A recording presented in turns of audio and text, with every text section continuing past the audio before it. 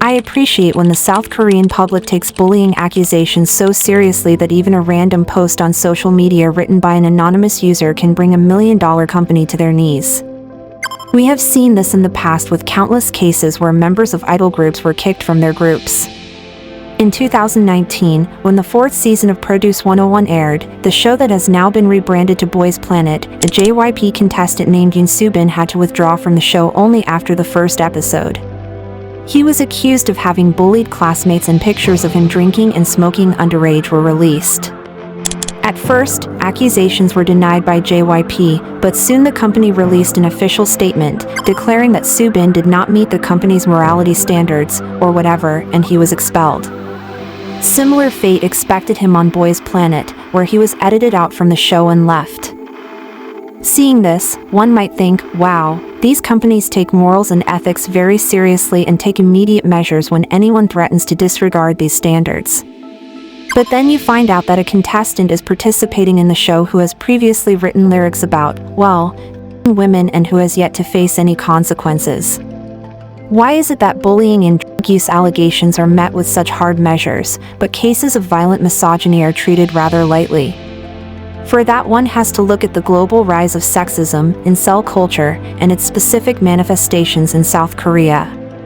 Don't worry, I won't argue that South Korea is uniquely misogynistic, incomparable to any Western country. I'll leave these types of arguments to imperialist feminists, but it's still interesting to see what misogyny specifically looks like in South Korea and what its roots are, and therefore, maybe, explain why Leo can easily get away with writing alarmingly misogynistic lyrics. There is a lot of accessible research on the internet which seeks to determine the roots of South Korea's problem of rising sexism against women. Whereas some argue its roots lay in economic instability and cultural norms, others trace back Korea's misogyny to the history of Confucianism and Japanese colonialism. Lee, for example, argues that South Korea is witnessing a rise in sexism due to high competition in the labor market coupled with cultural expectations of traditional formalism, which leads young men to think that a quote-unquote normal life of marriage and family is beyond reach. This frustration is often directed towards women who are, through their participation in the job market, perceived as a threat to personal social stability. Men, who are expected to be providers of the family, start to perceive themselves as failures. She argues further that men in conditions like this become vulnerable to right-wing populism. For example, Yoon Suk-yeol was able to instrumentalize these anxieties of young men and use anti-feminist rhetoric to draw in a large amount of male votership, which brought him the electoral win of 2022. For instance, Suk-yeol openly claimed that women do not face any discrimination in work, a message that resonated with men.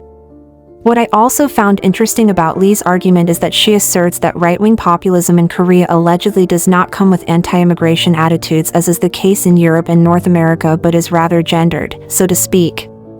Moreover, Lee also argues that Korean sexism does not stem from a place of conservative ideology or a perceived threat of decline in traditional values, as Korean men do not necessarily believe that women are unequal to men but simply reject the notion that women are treated unequally in the job market. This, however, is contested by others such as Jimin, who traces back the roots of South Korean misogyny to Confucian traditions and its rigid gender roles. Confucianism, Jimin argues, promoted hierarchical social structures, authority of men, and subordination of women. In that case, it is not very different from any other religion. Moreover, she summarizes the 3 acceptable stages of Korean women in her lifetime: the virtuous unmarried virgin, the married dutiful and caretaking ajama, and then the revered grandmother. Women who do not adhere to these standards have historically been considered. Interestingly, Jimin also explains that the oppression of Korean women intensified under Japanese colonial rule, as before occupation, Korean society had matrilineal social structures, which are inherently more empowering for women, but as Korea developed, the status of women declined. Which leads us to the current stage of where, according to a study done by Human Rights Watch in which 2,000 men participated, 80% admitted to having committed acts of violence against women, or a 2015 study done by the South Korean government which showed that 80% of participants experienced sexual harassment in the workplace.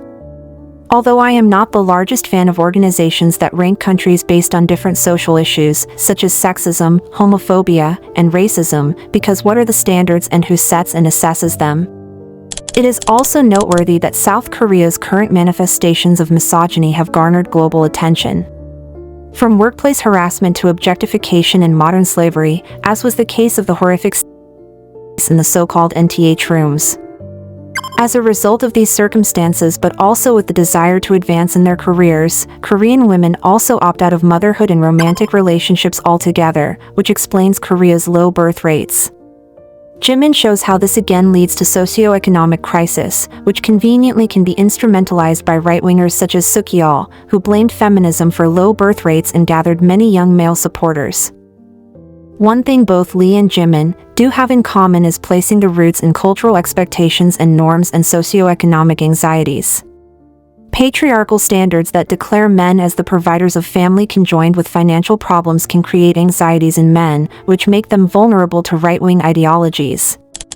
And now thinking about it, it feels even more silly how TikTok feminism employs these patriarchal norms and notions of wanting a provider. I don't think you can reclaim a standard that actively harms you, but anyway, none of this can solely explain the extreme violent manifestations of the current misogyny, as observable in Leo's lyrics.